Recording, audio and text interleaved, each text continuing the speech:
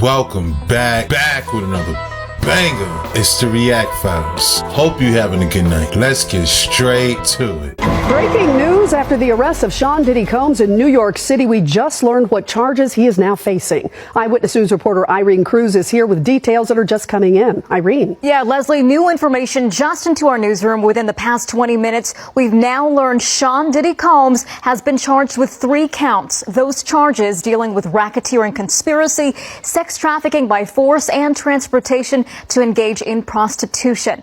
The charges allege he ran an enterprise that involved sex trafficking, forced labor, kidnapping, arson, and other crimes. He was arrested at a Manhattan hotel lobby late last night. He's been indicted by a federal grand jury. Back in March, Homeland Security raided his homes in LA and Miami at the same time. Investigators there seized electronics. The allegations have been piling up over the last few months. Combs has denied these claims, but did apologize after footage surfaced in the spring. The graphic video showing Combs assaulting then-girlfriend Cassie Ventura. The rapper has been in a number of civil suits since the early 1990s. Again, we have just learned the charges. Federal prosecutors are expected to speak more soon this morning. We are waiting on those details. So the federal indictment for Diddy has been unsealed, and let's talk about what's in it. Now, at this moment in time, we know that he's been charged with trafficking and racketeering, but let's get a little bit more into the weeds on this because this is some really damning stuff.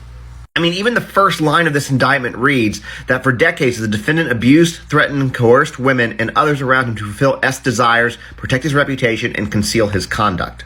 It also goes on to say that Diddy created this criminal enterprise whose members and associates engaged or attempted to engage in trafficking, forced labor, kidnapping, arson, bribery, and obstruction of justice. It also alleges that Diddy manipulated women to participate in highly orchestrated performance of activity with male commercial workers, and that he ensured participation from the women by obtaining and distributing party favors to them using intimidation and violence. Now, those types of events would often be referred to as freak-offs, and Diddy would direct them and he would self-gratify while they were going on. Prosecutors are also saying that Diddy hit, kicked, threw objects at, and dragged victims by their hair, causing injuries that took days or weeks to heal. Now, regarding the bi-coastal raids on his home, what they seized was freak-off supplies, including party favors, and then more than 1,000 bottles of baby oil and lubricant. Now, I'm going to post the entire indictment on my IG for anybody who wants to read it themselves, but this is some pretty damning stuff. We're going to have some more information coming out. The press conference should be starting soon. If you see the thing live, it means that we're talking about it. Definitely hit that follow button to make sure you stay updated. Whoa, shout out to Justin on TikTok. Bro, 1,000 bottles of baby oil. That sounds like enough to fill up a whole bathtub. Today I'm announcing the unsealing of a 3-count indictment, charging Sean Combs with racketeering conspiracy, sex trafficking, interstate transportation for prostitution. The indictment alleges that between at least 2008 and the present, Combs abused, threatened, and coerced victims to fulfill his sexual desires, protect his reputation, and conceal his conduct. As alleged in the indictment, to carry out this conduct, Sean Combs led and participated in a racketeering conspiracy that used the business empire he controlled to carry out criminal activity, including sex trafficking, forced labor, kidnapping, arson, bribery, and the obstruction of justice. Bro, this is serious. Racketeering. This man was an underground kingpin. That's crazy. Had all the money in the world. The indictment against disgraced music mogul Diddy has been unsealed, and the picture that the government is painting about Cassie's ex-boyfriend is beyond damning. Obviously, what I'm about to get into is sensitive, so letting you know. As I told you yesterday and in the past, the federal authorities were investigating Diddy on trafficking violations, amongst others. Crimes, hardcore, intense criminal activity, and that is what he is alleged of. Running a criminal organization. What does that mean? It means that Diddy and his employees used threats, force, financial leverage to take advantage of women.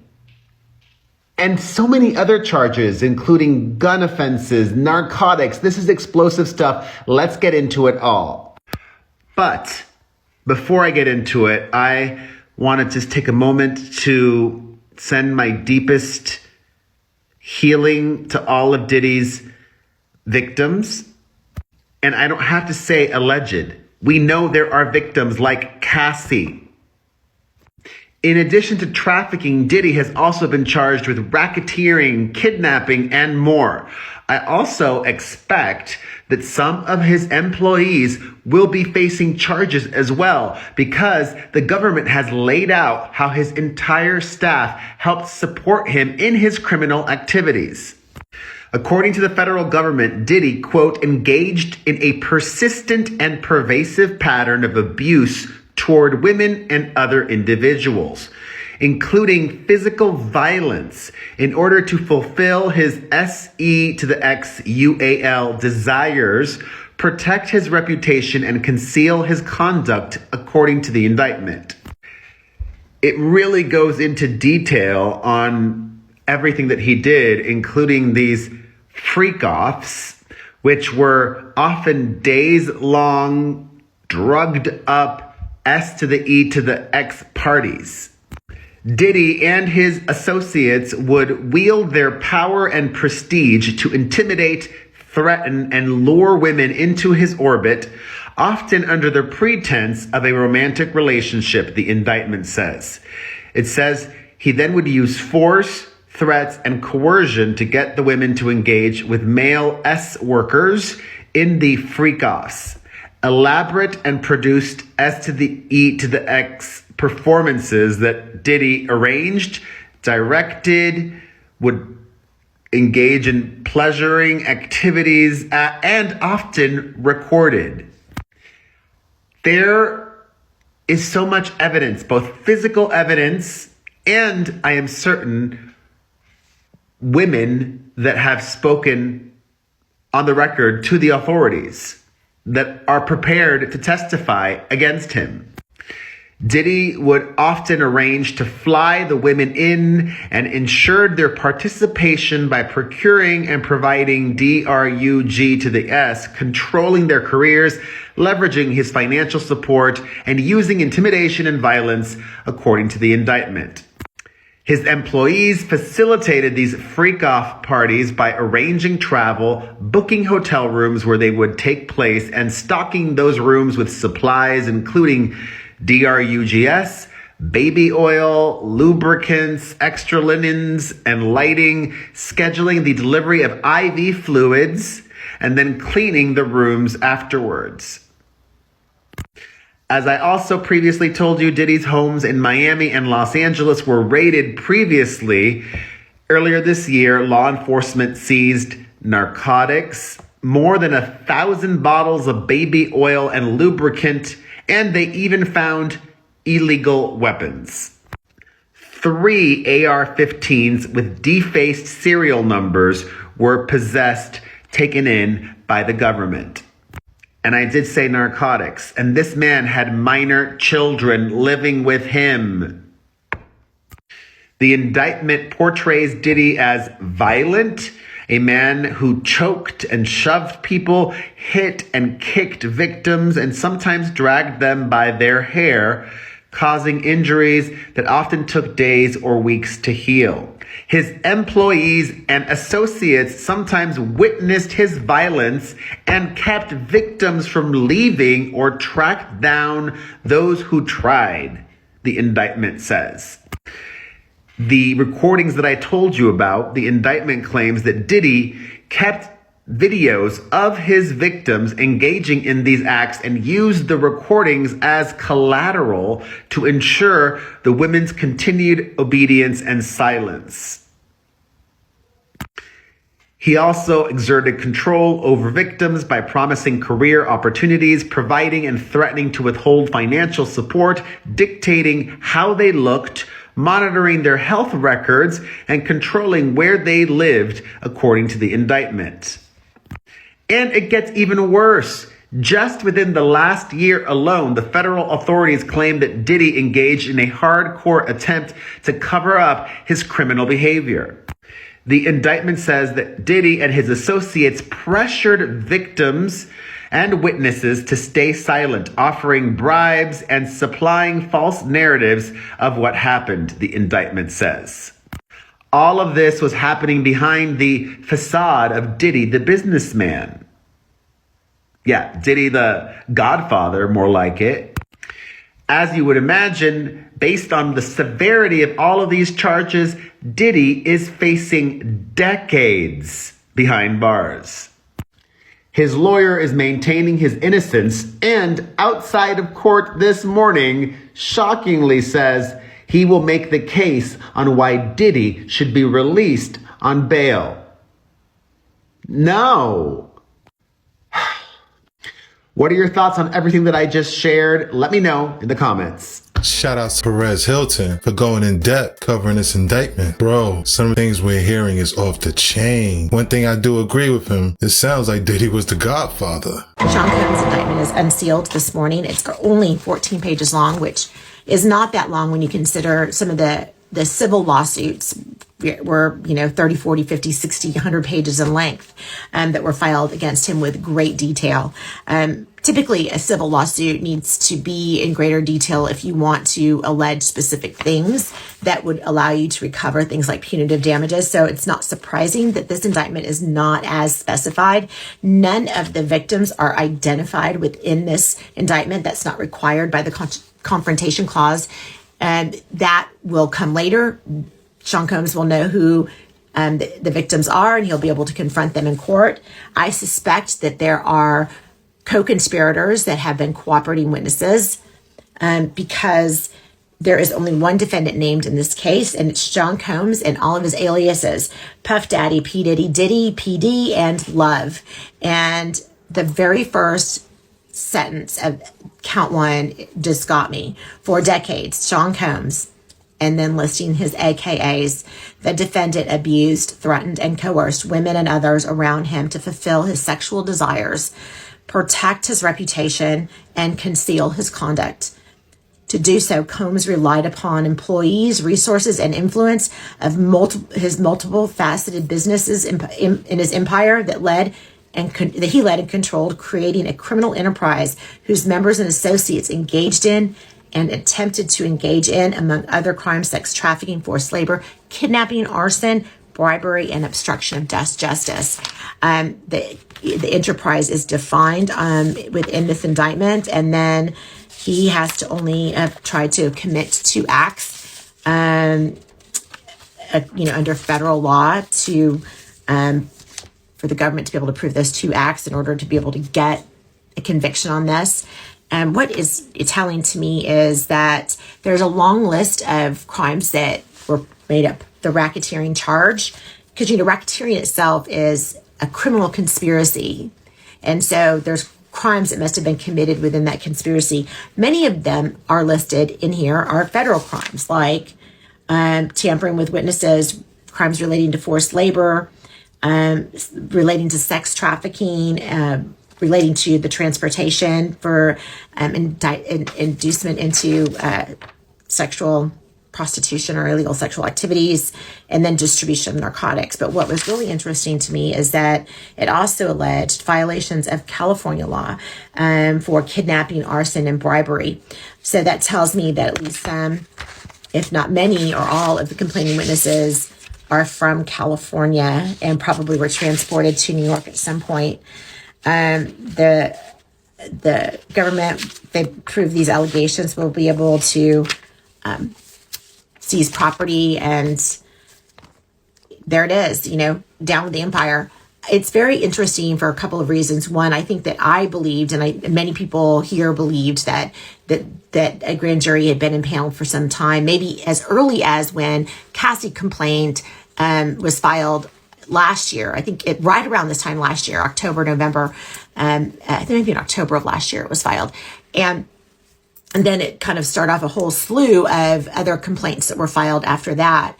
And many of those people probably were and are cooperating with the federal government in the Southern District of New York and in other places to help give the government information of what they have for the acts of violence and crimes that were committed against them, and were probably helpful in that evidence gathering stage that led to those two simultaneous raids earlier this year here in Los Angeles and in Miami, and where a number of items were seized from both homes. And I think at that point there was a grand jury indicted, or impaneled rather, and that, they began their work. And so today, the indictment is unsealed. We now know what charges there are against Sean Combs, and he's in fact been arrested. So things are going to move swift for him now under, by all means, criminal cases move much faster than civil cases. This case will be over and done with before many of his civil cases are done with. It'll be interesting to see if he defaults on any more of his civil cases. He did default on one in Michigan, and allowing $100 million judgment to be taken against him. I don't think that judgment will stand up. It's excessive judgment, and usually default judgments get set aside. But nevertheless, if he chooses not to defend any of these civil claims, then you might see more default judgments entered against him. I am looking forward to hearing a press conference later today on the subject. I think that we have a lot to learn. So, I want to know what y'all think, any questions that you might have of me, and I can maybe help answer them. I'm Krista Ramey. I'm an attorney. This is what I do. Bye, y'all. Shout out to Legally Krista. Sounds like this man's about to get everything he deserves. This is on bombshell status. I agree. I think this is going to be the most watched trial of all time. They've released the indictment against Diddy, meaning they're telling us what they're charging him with now that they've arrested him. And there's some things that are missing. It's 14 pages long, and if you're on X, where we can post links, the link will be right below. Basically, they're charging him with guns, prostitution, drugs, and the whole racketeering thing. But they are not charging him with anything related to minors, anything related to video or sexual blackmail. And notably, Lucian Grange's name, the CEO of Universal Music Group that was in the original allegations, his name's nowhere to be found. We'll dig into some theories on all that in just a second, but first, some key points and a funny thing. They talk about the freak-offs, and they talk about raiding his home and finding supplies for the freak-offs. Notably, apparently in the raid of Diddy's home, they found more than 1,000 bottles of baby oil and lubricant. Bro. They are clearly drawing from the Cassie lawsuit with statements like, these assaults often resulted in injuries that took days or weeks to heal. I'm sure she's not the only witness they've got. These occasions included instances in which a victim was required to remain in hiding, sometimes for several days at a time, to recover from injuries Combs inflicted without being publicly observed. Cassie alleged that at one point it was more than a week, maybe multiple weeks, to heal from her injuries. It's a fucked up lawsuit. He's also charged with tampering with witnesses by bribing and intimidating them, including acts of violence, including kidnapping and arson. Multiple counts of that. They also found 3 AR-15s with defaced serial numbers and a drum magazine, along with a ton of drugs and other stuff. They list out the specific drug compounds. And now here's the bigger picture. What they're actually doing to him is they're basically charging him with enough to put him away for good, theoretically. And they're seeking to forfeit any and all property, real and personal, involved and used in any of these crimes, as well as any property, stuff, profits derived from or proceeds obtained from any of these crimes, including if he's gotten rid of anything, sold anything, or his assets have diminished in value. They intend to take from him equal value to everything he's being charged with, regardless. They'll basically claw it back from him. It's worth noting that these charges are being brought in the Southern District of New York, which is notoriously corrupt, and it is the same district that brought the charges against Epstein. Although they did put Epstein in jail, so I guess that's something going for them. So anyways, the pessimistic take here is that they're not charging him with any of the darkest and most important shit. They're letting all the other people off the hook. Lucian Grange is not named. There's no upwards charges. They're not going for the big conspiracy. No mention of sexual blackmail or the videotapes, the hidden cameras, any of that. That's kind of whack. The optimistic take, which is totally plausible. Liz Crokin has shared this take, and she's been on this longer than anyone, just about. very possible, is that they're using this strategically in order to go after Diddy hard enough to make him squeal on the bigger fish involved so they can start making more arrests and start going after the larger organization. Because they are charging him with racketeering, and they do clearly lay out a criminal organization which he was a ringleader in. But that's where things stand right now. Personally, I am not optimistic that we're going to get what this case really deserves, and I am not optimistic that the big fish are actually going to get fried. I'd bet they're going to arrest a bunch of other people that you've never heard of, maybe a couple rappers, maybe a producer or two that were involved in this scheme and did horrible things and deserve to go to prison for the rest of their lives, but that they are not going to go up to people like Lucien, that they're not going to go towards the video blackmail angle, and that we're never going to see those tapes or hear about that blackmail ring. I hope I'm wrong. I hope it cracks wide open. But I don't think Jay-Z's worried too much right now. But he should be, because we're coming for him. We're coming for all of them. All lies will be exposed. He's on a mission. All lies will be exposed. Shout out to Cancel This Clothing Company. That would make sense.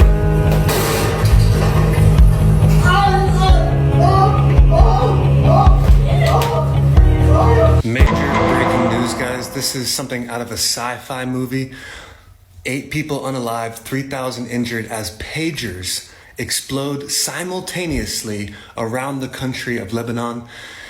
Let's talk about this, because this is literally one of the most frightening things I've ever seen in my life, actually. The fact that every one of the pager, I know who uses a pager anymore, but they have batteries in them and they have circuit boards in them. And if someone wished, which they did, and they've done this now, and the name of who did this is in the article, you can go ahead and read about it. I can't mention their name because it'll probably get censored. But a certain country did this and made every single pager explode. So 8 people unalive, 3,000 injured, if they're in their pockets, if it lit their house on fire, whatever. Here's the important part. We all have phones. A very similar thing could happen to us. If someone wants to, our phones could do this too. Literally out of a sci-fi movie, guys. Terrifying. This should be illegal. Why does this get away with tormenting and terrorizing the entire world? Why are they allowed to do this to people, please? And please don't ever forget what I said about your phone, and that this could happen to your phone. In my prediction, in my opinion, that's not fact, but it's a very similar setup. And we've all seen it in movies before, so keep it in mind. Maybe put it somewhere safe when you go to bed. Maybe don't carry it around in your pocket unless you have to. Things are getting weird. Welcome to 2024. Shout out to Dark Predictions. He's right. If it can happen there, we got phones too. I agree. We should take precautions. Maybe not keep them in our pockets. Don't sleep with them by our heads at night. For real. Dang, bro. This is insane. A middle schooler was perp walked to jail after his astonishing stash of weapons was revealed. Carlo Kingston of Port Orange has been charged with making a written threat of a mass shooting after he threatened to shoot up either his school, Creekside Middle School, or nearby Silver Sands Middle School. Volusia County Sheriff's Office said they received a tip from other students that Dorelli showed off his collection of weapons in a FaceTime call, along with a list of targets. During an ensuing search of the boy's room, authorities found a large amount of airsoft rifles, fake ammunition, swords, knives, and throwing stars. Officials also found a paper in his room with several names that appeared to have stab marks next to them. The 11-year-old later admitted he couldn't remember if he told his friends that the airsoft rifles And that's a wrap. Hope you enjoyed tonight's episode. If you haven't already, please take a second just to smash that like, subscribe, ring that notification bell, just to make sure the algorithm knows what's up. So what we gonna do, y'all? That's right. Run these numbers up. Thanks again. Until next time.